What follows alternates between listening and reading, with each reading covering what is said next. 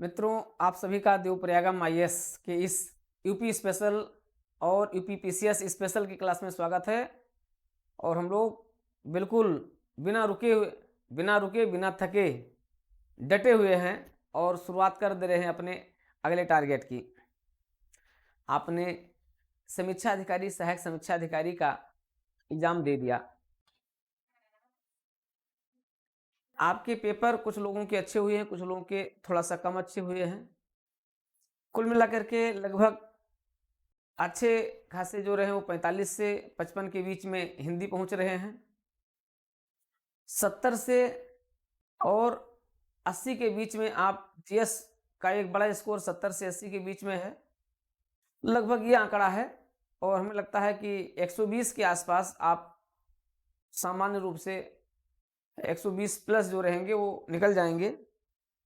तो आप लोगों ने समीक्षा अधिकारी, सहायक समीक्षा अधिकारी दे करके और थोड़ा सा किंचित विश्राम कीजिए बस, क्योंकि अभी आपने छोटे लक्ष्य पर आपने प्रहार किया है। लगभग 10 लाख लोगों में से लगभग 6 लाख लोगों ने परीक्षा दिया है। यूपी पीसीएस में 6 लाख लोगों में से मान करके चलिए कि वही 6 लाख लोग जो सीरियस रहे वही फार्म भी भरे हैं, और 6 लाख लोगों में से लगभग 5 लाख लोग परीक्षा देंगे, 4.5 लाख 5 लाख के आसपास परीक्षा देंगे।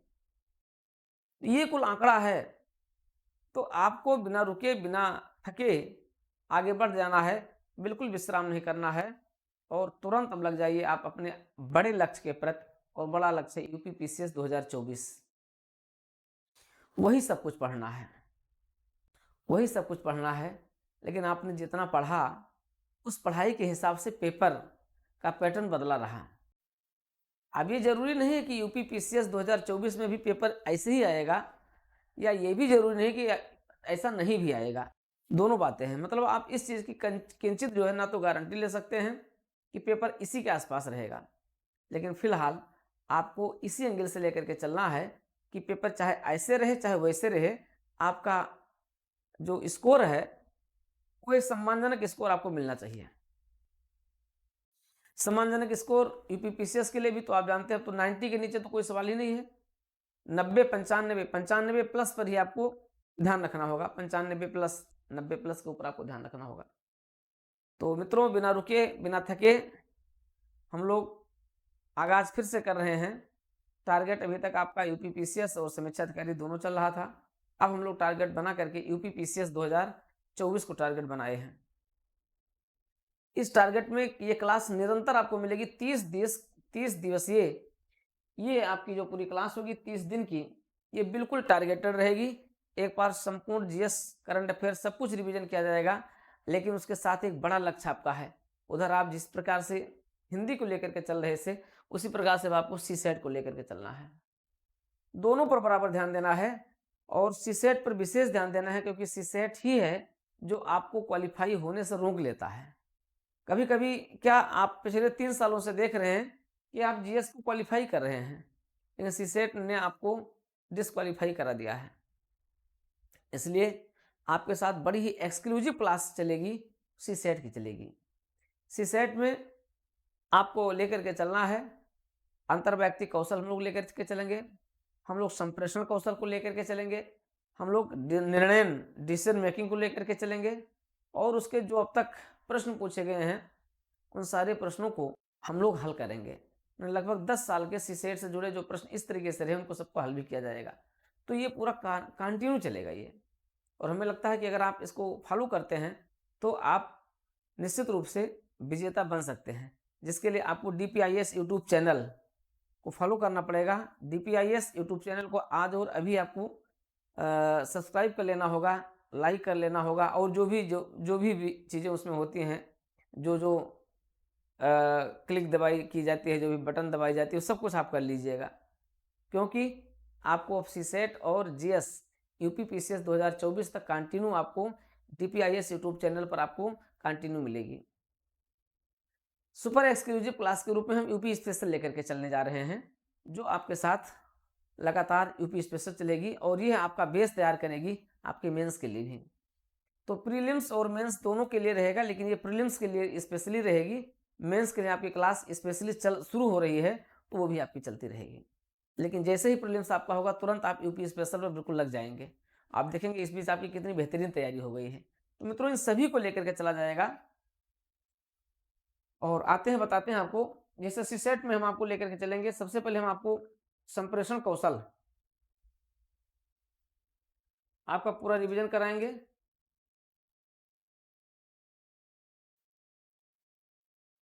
लगभग मान करके चलिए 10 से 15 प्रश्न आपके यहाँ से आते हैं, संप्रेषण कौशल से आते हैं। तो हमें चाहते हैं कि 10 से 15 प्रश्न जो आपके आते हैं, जहाँ जहाँ से पूछे जाते हैं, उस पूरे टॉपिक को आप लोग क्लियर करते रहें। क्योंकि इसके लिए ना तो मार्केट में कोई किताबें अच्छी हैं, आपने देखा कोई भी ऐसी किताब नहीं जो आपको यहाँ पर फुलफिल कर सके। लेकिन आप हमारे नोट्स को अगर देखोगे तो मेरे नोट्स के माध्यम से आप इसको बहुत बेहतरीन कर सकते हैं। नोट्स इतना बेहतरीन है कि उसको आप लेकर के अध्ययन कर लेंगे, थोड़ा सा डिस्कशन कर लेंगे, हमारी क्लास के साथ थोड़ा सा डिस्कशन कर लेंगे, तो ये लगभग 10 से 15 प्रश्न अगर हैं, अगर 15 प्रश्न पूछे जाते हैं तो हमें लगता है कि 10 से 12 प्रश्न आप कर लेंगे। अगर 10 ही प्रश्न आते हैं तो भी आप 10 भी कर सकते हैं और 8 भी कर सकते हैं। अच्छा से किए हैं तो आप 8-9 क्वेश्चन आप उसको भी कर सकते हैं। तो सीसेट में संप्रेषण कौशल को लेकर के चलेंगे। संप्रेषण कौशल से जुड़े जितने भी आपके थ्योरेटिकल पॉइंट ऑफ व्यूज हैं उनको लेकर के चलेंगे, ठीक है। इसके बाद फिर हम लोग लेकर चलेंगे अंतर्वैयक्तिक कौशल, जो इसी के साथ जुड़ा भी होता है, उसको भी मान करके चलिए।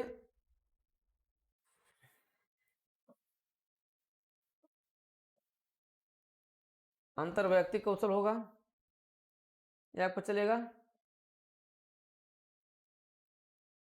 फिर आपका होगा निर्णय और समस्या समाधान, निर्णय एवं समस्या समाधान।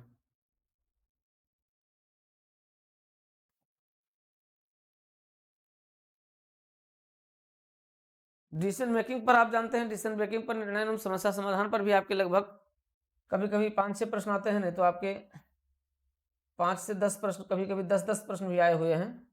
तो 5 से 10 प्रश्न यहाँ हो जाते हैं। तो इन तीनों टॉपिक से आप मान करके चलिए लगभग आपके 20 से 25 प्रश्न और कभी कभी 30 प्रश्न तक आए हुए हैं। मतलब इन्हीं तीनों टॉपिक से अगर देखा जाए तो लगभग 20 से 30 प्रश्न आपके यहाँ से हो जाते हैं। और आपको क्वालिफाई होने के लिए चाहिए कितना? 33 प्रश्न चाहिए, 33 प्रश्न आपको चाहिए। तो उन 33 प्रश्नों में से आप 20 से 25 प्रश्नों पर आप अपना अधिकार यहाँ से कर सकते हैं। इसके अलावा हम लोग देखेंगे न्याय वाक्य, इसमें हम आपके साथ और लेकर के चलेंगे। एक और टॉपिक आपका होगा न्याय वाक्य होगा, व्यवहारिक के माध्यम से हम लोग देखेंगे न्याय वाक्य और निष्कर्ष के जो प्रश्न आते हैं इनको देख लेंगे। तो न्याय वाक्य वाले प्रश्न होंगे। तो इतना टॉपिक जो हमें लेकर के चलना है वो हम इतना लेकर के चलेंगे। इसके अलावा मैथ, रीजनिंग, ये सब तो आप लोग अपना देखेंगे ही देखेंगे, उससे हमसे बहुत ज़्यादा मतलब नहीं है। हमें केवल मतलब इतने से है जो आपके एग्जीक्यूटिव टॉपिक्स हैं, ठीक है, उन्हीं को लेकर के चलेंगे जो आपके प्रशासनिक क्षमता के, और वास्तव में सीसेट वाले यही हैं, ठीक है। बाकी तो आपका मैथ है, रीजनिंग, ये सब आपके एसएससी वाले हैं और आपके वनडे वाले हैं, ठीक है। तो मैथ, रीजनिंग, स्टैटिक्स, ये सब आप उधर देखेंगे। इन टॉपिक को लेकर के चलेंगे। साथ ही साथ हिंदी आपका इसमें बहुत इंपॉर्टेंट है। आपके देखिए अभी तक आपने जो समीक्षा अधिकारी के लिए हिंदी पढ़ा वो हिंदी कुछ और थी, और सीसेट की जो हिंदी है वो आपकी कुछ और है। यूपी पीसीएस के लिए सीसेट की हिंदी अपने आप में संपूर्ण हिंदी है, और 1 महीने में तो आप उसको नहीं खत्म कर सकते हैं, लेकिन फिर भी आपको उसे पढ़ना चाहिए, एक बार उसको कवर करने का आप प्रयास करें।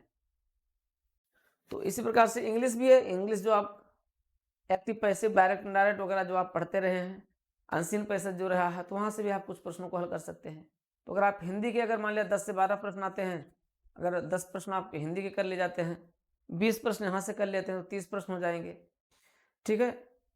और अगर कुछ रीजनिंग के कर ले जाएंगे 4-5 प्रश्न, कुल मिलाकर के 40-45 प्रश्न का आपका आंकड़ा इतना होना चाहिए कि लगभग 45 से 50 प्रश्न आपके सही होने चाहिए।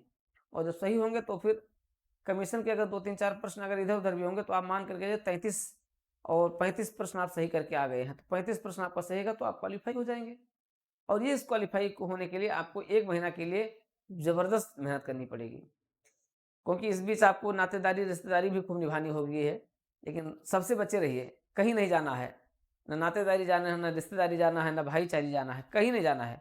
केवल और केवल आपको कहाँ लगे रहना है, केवल केवल आपको अपने लक्ष्य को प्राप्त करने पर लगे रहना है, क्योंकि लक्ष्य नहीं मिला तो कुछ नहीं होगा। इसलिए इस वाक्य को ध्यान रखिए कि मित्रों, राम काज कीन्हे बिनु मोहि कहाँ विश्राम। राम काज कीन्हे बिनु मोहि कहाँ विश्राम, कोई विश्राम नहीं आपको। राम काज का मतलब बजरंगबली ने तो राम काज किया था, लेकिन आप आपन काज करने जा रहे हैं, तो वहां राम काज था, यहाँ आपन काज है। आपन काज किए बिनु मोहि कहाँ विश्राम। तो लेकिन आपन काज को आप कहाँ समझ दे, भगवान राम को समर्पित कर दीजिए। ईश्वर को समर्पित करके पूर्ण मनोयोग से आप अपने कार्यों के संचालन पर लग जाइए, निश्चित रूप से सफलता आपके हाथ में होगी। और कदम चूम लेती है खुद चल के मंजिल, मुसाफिर अगर दिल से हिम्मत न हारे। मित्रों, आप लोगों में से बहुत ऐसे लोग होंगे जिनका पेपर थोड़ा सा अपेक्षा के अनुरूप नहीं रहा है, फिर भी हताश होने की बात नहीं है। हो सकता है आप कुछ नंबर से आगे पीछे रह जाएं, लेकिन आप आइए और फिर से पूरी ताकत लगा दीजिए कहाँ, यूपीपीसीएस के लिए। इसलिए बिल्कुल संकोच मत कीजिएगा। अगर पेपर आपके अपेक्षा के अनुरूप अच्छे नहीं रहे हैं तो भी आपको बिल्कुल चिंता करने की कोई बात नहीं है। अच्छा, दूसरी चीज़, आप अफवाहों में ना रहिए। बहुत अफवाहें चल रही हैं, अफवाहों से बिल्कुल ध्यान हटा करके केवल और केवल आपको 17 मार्च दिखाई पड़ना चाहिए। वैसे जैसे अर्जुन को क्या दिखाई पड़ रहा था, अर्जुन को चिड़िया की आंख दिखाई पड़ रही थी, वैसे ही सब कुछ चल रहा हो, लेकिन आपको केवल और केवल वही आंख दिखाई पड़नी चाहिए। 17 मार्च, 17 मार्च जो है आपके लिए क्या है, सबसे महत्वपूर्ण है। इसलिए आप उस पर बिल्कुल लगे जाइए, बिल्कुल जमे रहिए, 17 मार्च की स्थिति आपको प्रभावित ना करने पाए। ठीक है मित्रों, तो ये है बिना कोई मन में हताशा लिए हुए, निराशा लिए हुए, आपको बस तीर और कमान जो आपकी सजी हुई है उसको सजाए रखिए, उसको गिरने मत दीजिए। क्योंकि आप लोगों में से ढेर सारे लोगों ने फ़ोन किया, कई बातें बताई कि सर ऐसा हुआ, सर वैसा हुआ, सर कुछ नहीं हुआ।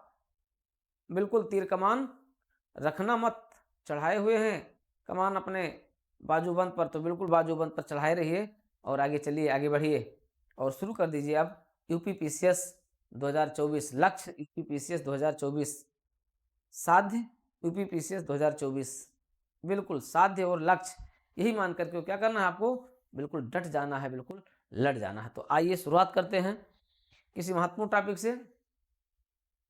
देखिए, करंट अफेयर्स, एक बार पूरा करंट अफेयर्स फिर से रिवीजन किया जाएगा। पूरे करंट अफेयर्स को जो जो टॉपिक आपके बचे थे, शेष थे, उसको आगे लेकर के चला जाएगा।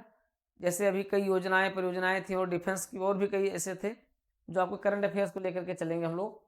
यूपी स्पेशल, और यूपी स्पेशल की हम शुरुआत कहाँ से करेंगे, डेमोग्राफी से करेंगे, जनांकिकी से करेंगे। इस बार जो शुरुआत की जाएगी जनांकिकी से की जाएगी।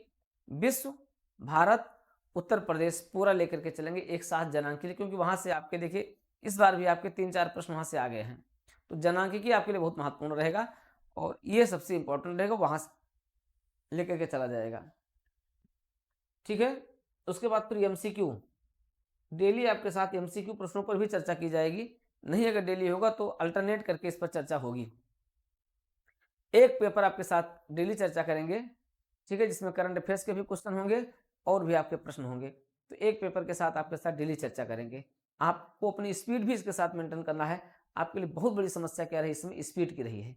स्पीड आप कैसे मेंटेन करें, क्योंकि कई लोग तो प्रश्न पहुंच ही नहीं पाए हैं, प्रश्न के उस चरणों तक नहीं पहुंच पाए जहां पहुंच करके आपको first round, second round, third round, 3 round लगाना था, लेकिन आप एक ही राउंड में क्या हो गए, फेल हो गए। एक ही राउंड तक पहुंचते पहुंचते आपका समय खत्म हो गया। तो आपको ये ध्यान रखना है कम से कम 3 राउंड में क्या करेंगे, हम पूरे पेपर को 3 बार में हल करेंगे। First round, second round, third round, ये तीनों राउंड पर आपको ध्यान रखना होगा। आप लोगों में से अधिकांश लोग क्या रहे हैं, तीनों राउंड में पहले पहुंचने में फेल हो गए हैं। ये ध्यान रखना कि अगली बार से आपका क्या रहे, बिल्कुल 3 राउंड में आपको पेपर हल करना। पहले राउंड में आप, हमने बताया पहले राउंड में आप 40 से 50%, दूसरे राउंड में आप 10%, और तीसरे राउंड में आप 2%, 3%, 1%, जो भी आपके सही हो जाए। इस तरीके से आप तीनों राउंड में लेकर क्या जाएंगे, सब पर लीड कर लेंगे। तो लीडिंग अगर लेना है, इस तरह स्ट्रेटजी के साथ आपको अपने प्रश्नों को लेकर के चलना होगा। तो मित्रों, इस 30 दिन के लक्ष्य के साथ हम आगे बढ़ते हैं और दोनों पर चर्चा करेंगे, करंट अफेयर्स और यूपी स्पेशल और एमसीक्यू के साथ। तो चर्चा करने के साथ साथ हम सीसेट यानी जीएस और सीसेट दोनों टॉपिक को लेकर के चला जाएगा। ठीक है, तो आते हैं, सबसे पहले तो हम लेकर के चलेंगे आपके जनांकिकी को लेकर के चलेंगे, डेमोग्राफी को लेकर के चलेंगे, जो आपके लिए बहुत ही महत्वपूर्ण है। ठीक है, जो आपका यूपी स्पेशल भी होगा, करंट अफेयर्स होगा, तीनों के लिए जुड़ा हुआ टॉपिक होगा। ठीक है, तो सबसे पहले शुरुआत करते हैं हम लोग किसकी, जनांकी की शुरुआत करते हैं।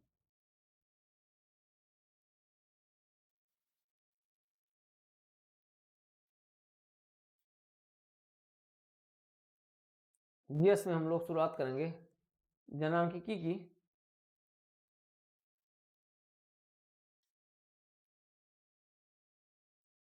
जिसको आप डेमोग्राफी कहते हैं।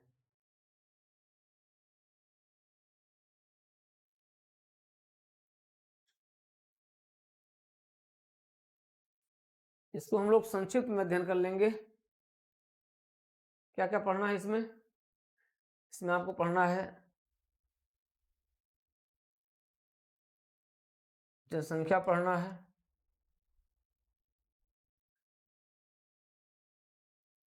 इसमें आपको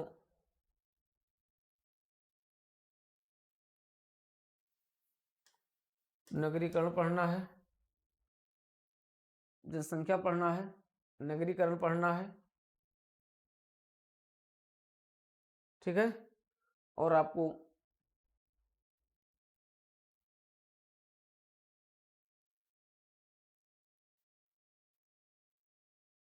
इन सभी पर आधारित जो आपके एमसीक्यू हैं उसको हल करना है।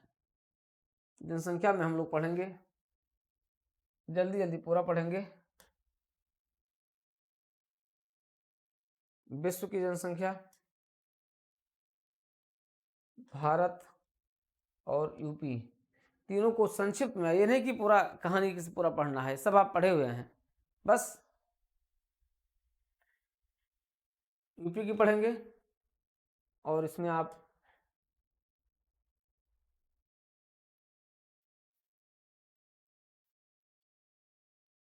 सामान्य जनगणना पढ़ेंगे,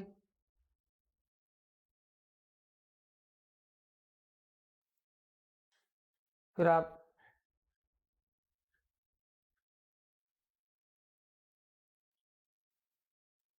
धर्म आधारित जनगणना भी पढ़ेंगे, फिर आप SC ST की जनगणना पढ़ेंगे,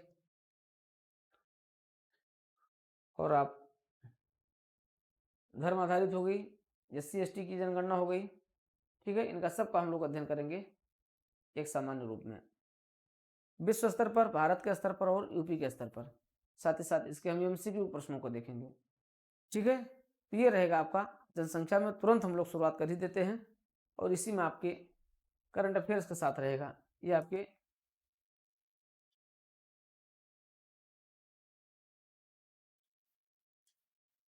इसको करंट के साथ ले रहे हैं, करंट के साथ लेंगे तो अपने आप में क्या हो जाएगा, सबसे बेस्ट हो जाएगा।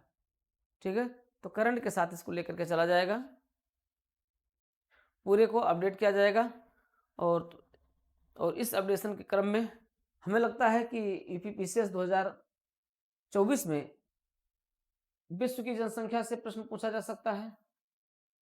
ठीक है, भारत की जनगणना से प्रश्न पूछा जा सकता है। तो आपने देखा ही, अभी यूपी की जनगणना से प्रश्न पूछा गया, तो मैं भी पूछा जा सकता है, या हो सकता है ना भी पूछा जाए, लेकिन आपको तैयार रहना है। तो क्योंकि यहाँ पर अभी आपने देखा खूब ढेर सारी गलतियां हुई हैं, इसलिए इनको बिल्कुल कायदे से लेकर के चलना है, कहीं से कोई ऐसी गलती यहाँ पर ना होने पाए। ठीक है, और नगरीकरण में हम देखेंगे उत्तर प्रदेश की ग्रामीण जनसंख्या कितनी है, उत्तर प्रदेश की शहरी जनसंख्या कितनी है, और यहीं पर हम नगरों के प्रकार भी देख लेंगे। आपने देखा अभी दो प्रश्न आपके यहाँ से आए हुए थे, जनसंख्या और नगरीकरण से प्रश्न पूछे गए थे। ठीक है, और अच्छे ठीक ठाक प्रश्न पूछे गए हैं, लोगों के गलत भी हुए हैं। आपको थोड़ा सा फैक्चुअल ही नहीं रहा है, पूरा टॉपिक जो है कॉन्सेप्चुअल प्लस फैक्चुअल हो गया है। तो अब आप जो यहाँ से लेकर के चलेंगे वो कॉन्सेप्चुअल प्लस फैक्चुअल दोनों लेकर के चलेंगे। केवल फैक्ट्स होता क्या था कि हम आप जनसंख्या नगरीकरण को आखिरी दिन बस आंकड़ों को देख लेते थे। हाँ, आंकड़ों को देखना जरूरी है, लेकिन उसके साथ साथ थोड़ा सा आपको कॉन्सेप्ट भी बनाए रखना होगा, जिससे अगर कथन कारण के प्रश्न आ जाए, अगर ऐसे प्रश्न आ जाए, तो उन प्रश्नों को आप आसानी से क्या करें, वहाँ पर हल कर सकें। इसलिए दोनों का बना रहना बहुत जरूरी है। ठीक है, दोनों आपके आपके कमांड में होना चाहिए। ठीक है, जब नगरीकरण की बात करेंगे,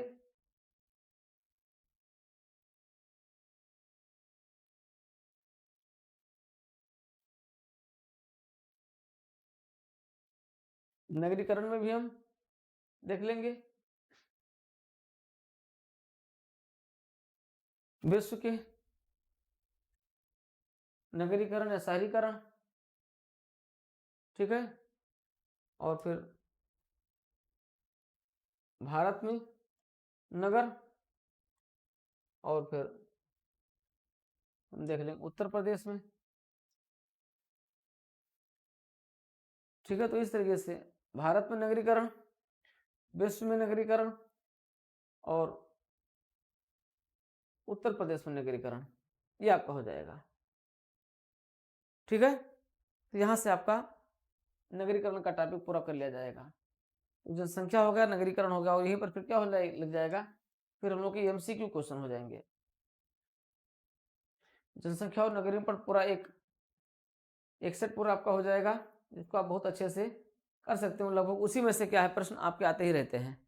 साथ ही साथ हम देख लेंगे जो प्रश्न यहाँ से पूछे गए हैं, विगत सालों में जो प्रश्न आए उनको भी एक बार देख लिया जाएगा। तो इस तरीके से जनसंख्या और नगरीकरण का पूरा टॉपिक क्या होगा आपका यहाँ से क्लियर होता जाएगा, ठीक है। तो ये रहा जनसंख्या नगरीकरण के टॉपिक को हम यहाँ से उठा रहे हैं, ठीक है। आगे चलते सीसेट में हम कैसे लेकर के चले। तो ये तो होगा आपका जीएस में लेकर चलने का। अब देखिए आपको सीसेट में क्या लेकर के चलना है। हाँ, सीसेट की क्लास आपको, ये क्लास आपको डेली, ये क्लास आपको शाम को मिलेगी यूट्यूब पर। अगर आप देखें तो यूट्यूब पर ये क्लास आपको सीसेट की लगभग 5 बजे से 6 बजे के बीच में मिलेगी, शाम को 5 से 6 के बीच में मिलेगी। जीएस की जो क्लास थी वो आपको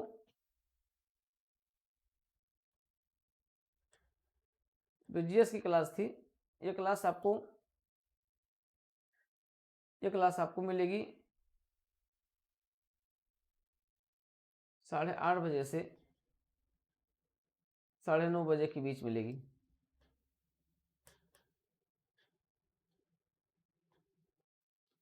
तो जीएस की क्लास आपको सुबह 9:30 बजे से 8:30 बजे से 9:30 बजे के बीच कभी भी मिल सकती है। साथ ही साथ आपकी 5 से 6 आपकी मिलेगी, आपको सीसेट की क्लास मिलेगी, ठीक है। सीसेट की क्लास आपको यूट्यूब चैनल पर 5 से 6 मिलेगी। साथ ही साथ आपको देवप्रयागम आईएएस ऐप, अगर आप ऐप डाउनलोड करते हैं तो वहाँ पर भी आपकी सारी क्लासेज आपकी सिस्टमेटिक मिलती चली जाएगी, ठीक है। तो ये आपका रहेगा यूट्यूब चैनल पर देवप्रयागम आईएएस डीपीआईएस यूट्यूब चैनल आपका हो गया। साथ ही साथ आप देवप्रयागम आईएएस ऐप के साथ भी जुड़ करके और इस क्लासेस को आप कंटिन्यू देख सकते हैं, जितनी बार चाहे उतनी बार आप ऐप पर भी देख सकते हैं। तो दोनों आपके लिए क्या है, अच्छा है, बेहतर है। जिसको आप चाहें ऐप के साथ आते हैं तो उसमें आपको सारी चीज़ें पहले से भी जो हैं वो भी आपको वहाँ पर मिल जाएंगी। इस तरीके से आप चीज़ों को बहुत ही अच्छे तरीके से सीसेट और जीएस को लेकर के चलेंगे। सीसेट में हम लोग शुरुआत कहाँ से करेंगे, हमने आपको बताया था। सीसेट में हम शुरुआत करेंगे कहाँ से, संप्रेषण कौशल से शुरुआत करेंगे।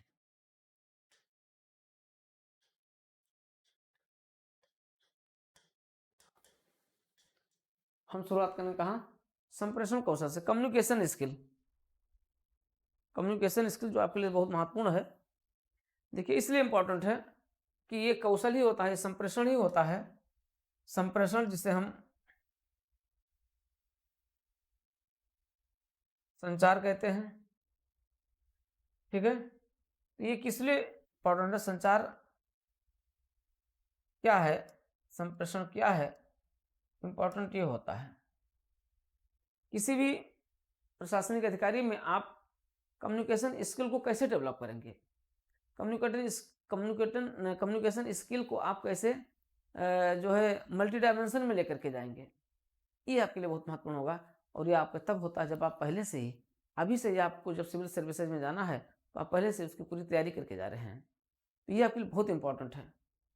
संचार, एक प्रश्न पूछा जाता है संचार है निम्नलिखित में से, प्रश्न दे देंगे आपको, प्रश्न दिया जाएगा कि निम्नलिखित कथनों पर विचार कीजिए और संप्रेषण के सही वक्तव्य या सही अर्थ का चुनाव कीजिए, ठीक है। अब ये प्रश्न बन गया। अब प्रश्न में पूछा क्या जाएगा, संप्रेषण में आपके प्रश्न बन गया कि संप्रेषण क्या है, और अब यहां से प्रश्नों को आपको खोजना है कैसे आप संगठन में संप्रेषण को कैसे बढ़ावा देते हैं। संगठन में संप्रेषण को कैसे एक प्रशासनिक अभिरुचि के रूप में, एक प्रशासनिक अभिरुचि के साथ आप इसको कैसे जोड़ सकते हैं। ठीक है, तो ये आपको जानना होगा। ये पहला प्रश्न जैसे पॉइंट यही पर आता है कि संप्रेषण क्या है, संचार क्या है। संचार क्या है? अब कुछ लोग बताते हैं संचार वह है जिसमें एक व्यक्ति से दूसरे व्यक्ति तक सूचनाएं पहुंचा दी गई। अब जरूरी नहीं कि आपने जो सूचना पहुंची वही सूचना आपको उसी रूप में कन्वे की जा रही है। हो सकता है कुछ सूचना आपको फिल्टर होकर के आई हुई हो। तो जो सूचनाएं जिस रूप में जा रही हैं वो एक इतना नहीं कि आसानी से जा रही हैं, लेकिन है क्या, आप इतना समझ लीजिए कि अगर संप्रेषण है क्या, अगर पूछ ही लिया गया है तो क्या है, तो सूचनाओं का मात्र प्रवाह ही नहीं, व्यक्ति से व्यक्तियों तक सूचनाओं का प्रवाह और व्यक्तियों में उसकी समझ विकसित होना, ये दोनों महत्वपूर्ण है। ठीक है, संप्रेषण मतलब आपका हो, उसके लिए जरूरी क्या है कि आप अपनी बातों को दूसरों तक और दूसरे की बातों को अपने तक समझ सकें, फीडबैक प्राप्त कर सकें। बिना फीडबैक के क्या होगा, ऐसा कोई संप्रेषण नहीं माना जाएगा। ठीक है, तो इसलिए ये जरूरी है। और उसमें जरूरी सबसे इंपॉर्टेंट क्या है, समझ, अंडरस्टैंडिंग। संप्रेषण में मात्र सूचनाओं का प्रवाह ही नहीं होता है, सूचनाओं का प्रवाह और उसकी समझ विकसित करना, ये इंपॉर्टेंट होता है। सूचनाओं का प्रवाह,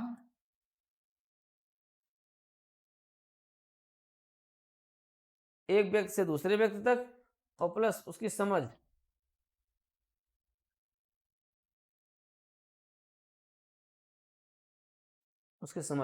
ये इंपॉर्टेंट होता है। यही प्रश्न ही पूछा गया है। प्रश्न ही पूछा गया कि संप्रेषण, निम्नलिखित में से संप्रेषण के सही अर्थों को स्पष्ट कीजिए या सही अर्थों का चयन कीजिए। जैसा कि आपने देखा, अब तो प्रश्न ऐसे बनने शुरू हो गए हैं। ठीक है, यूपी पीसीएस में पिछले साल से ऐसे प्रश्न आने होंगे, लेकिन अभी आपने समीक्षा अधिकारी का पेपर देखा, समीक्षा अधिकारी में कई प्रश्न, लगभग 10 से 12 प्रश्न जो थे वो इसी प्रकार के थे। तो अब प्रश्नों का स्वरूप भी इसी प्रकार से आने लगेगा। ठीक है, तो सूचनाओं का प्रवाह और उसकी समझ विकसित होना, understanding is the basic characteristics of the communication. ठीक है, तो ये बहुत महत्वपूर्ण है। आपका अंडरस्टैंडिंग नहीं हुई तो कोई कम्युनिकेशन नहीं हुआ। संचार होना नितांत आवश्यक है, संप्रेषण के लिए आवश्यक है कि उसके बारे में जो है अधीनस्थों के बारे में और साथ ही साथ उसकी पूरी समझ के बारे में जानकारी होनी चाहिए कि वो संप्रेषण आखिर है क्या, सूचनाओं का प्रवाह कहाँ किया जाना, कैसे किया जाना, वहाँ तक पहुँचा है तो उसका आउटपुट प्राप्त हो रहा है, फीडबैक प्राप्त हो रहा है, ये सारी चीज़ें होनी जरूरी है। तो हम लोग सीसेट की क्लास को यही से शुरुआत करेंगे, संप्रेषण कौशल से शुरुआत करेंगे, और जीएस की क्लास को हम डेमोग्राफी से और डेली के करंट न्यूज से शुरुआत करेंगे। तो मैं तो ध्यान रखिएगा, बिल्कुल आपको हताश नहीं होना, निराश नहीं होना है। जब से आप लोगों का पेपर खत्म हुआ तब से लगातार समाचार आ रहे हैं कि सर सुनाई पड़ रहा है कि पेपर आउट हो गया, ये हो गया, वो हो गया। नहीं, ऐसा कुछ नहीं हुआ है। आप लोग बिल्कुल अफवाहों पर मत जाइए, अफवाहों से बिल्कुल ताल्लुकात मत रखिए। पेपर आपका बिल्कुल सही, हमेशा ऐसी अफवाहें हर साल होती रहती हैं। आपको अफवाहों पर नहीं जाना है, आपको डट करके अपने 17 मार्च की परीक्षा की पूर्णतः तैयारी करना है। 17 मार्च आपके लिए नितांत आवश्यक हो जा रहा है, तो आप बिल्कुल लग जाइए, जुड़ जाइए और इसी मिशन के साथ अपनी शुरुआत कर दीजिए। मिशन आपका यही रहेगा, जीएस सेट 2024, और बिल्कुल जोरदार तरीके से, बिना विश्राम किए हुए, बिना रुके हुए, और आपको आगे बढ़ते चलना है, बढ़ते चलना और बढ़ते चलना है। बिल्कुल नहीं, कोई बाधाओं, चाहे जितनी बाधाएं आ जाएंगी, सारी बाधाओं को दूर करके और आप क्या करेंगे, आपको स्टार बनना है। अगले विजेता आप ही होंगे, लेकिन तब तक के लिए आप बिल्कुल शुरुआत कर ही दीजिए। तो आइए और फिर अगले पड़ाव की ओर यहाँ से लेकर के चलेंगे, उनकी हम लोग एक पूरी फ्रेश तैयारी को वहाँ से अंजाम देते हैं।